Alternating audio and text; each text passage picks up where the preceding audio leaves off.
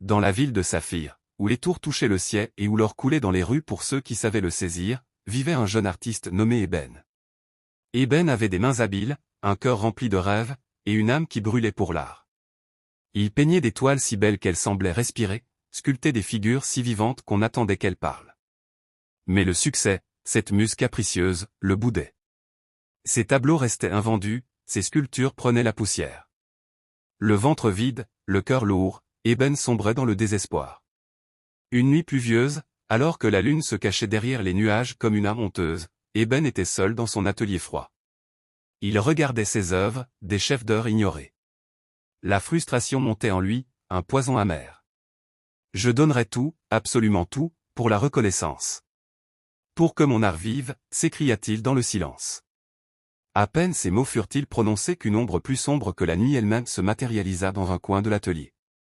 Elle prit forme, celle d'un homme élégant, aux yeux d'un rouge charbon ardent, et à un sourire qui ne semblait jamais atteindre ses yeux. C'était Monsieur L. Tout, dis-tu, jeune Eben, murmura la figure, sa voix aussi douce que le miel, mais avec un frisson de glace. Le succès est une monnaie que je connais bien. Et je suis prêt à te l'offrir. Eben, d'abord effrayé, fut vite aveuglé par la promesse. Quel est le prix, demanda-t-il, la gorge sèche. Monsieur L. sourit, un sourire de rapace. Simple. Ton talent, ta renommée, ta fortune, tout sera décuplé. Chaque œuvre que tu toucheras deviendra une merveille. Les foules t'adoreront, les rois te quémanderont. En échange, tu me donneras ton amour. Mon amour, répéta Eben, perplexe. Oui, l'amour que tu ressens pour l'art, pour la beauté, pour les autres. L'amour pur, désintéressé. Je le prendrai, et en échange, je te donnerai la gloire la plus éclatante.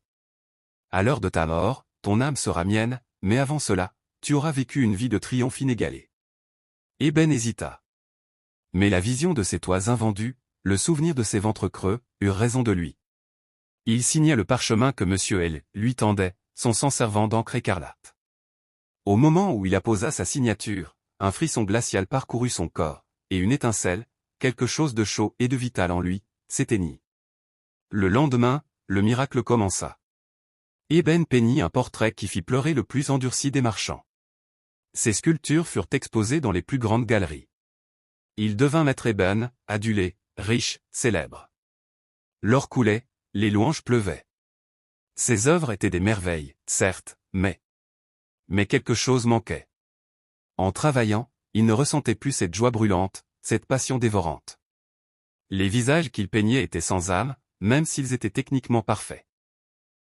Les louanges ne le touchaient plus, l'ARG. Les louanges ne le touchaient plus, l'argent ne le réjouissait pas. Il était au sommet du monde, mais se sentait plus vide que jamais. L'amour qu'il avait pour l'art avait été arraché, et avec lui, la capacité de ressentir la vraie beauté. Un jour, une jeune femme, simple et sincère, s'arrêta devant l'une de ses sculptures. Elle la regarda longtemps, puis, un léger sourire aux lèvres, murmura, « C'est beau, mais triste. On dirait qu'il manque quelque chose, comme une chanson sans mélodie. » Ces mots résonnèrent en Eben comme un coup de tonnerre. Pour la première fois depuis des années, il sentit une pointe de douleur. Il se rendit compte que son succès n'était qu'un vernis doré sur un vide immense. Il avait le talent, mais plus le cœur. Il avait la gloire, mais plus la joie. Il avait tout donné pour le succès, et le diable avait tenu sa promesse, prenant son amour, ce qui rendait la vie digne d'être vécue. Maître Eben continua à créer des œuvres époustouflantes, mais il vécut le reste de ses jours dans une splendeur amère, un roi sans royaume intérieur, attendant l'heure où son âme, dénuée d'amour, reviendrait à son véritable propriétaire. Car le diable ne ment jamais sur le prix.